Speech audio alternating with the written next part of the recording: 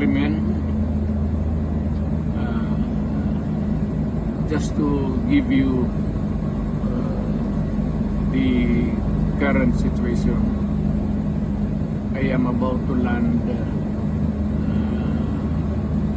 sa Hague.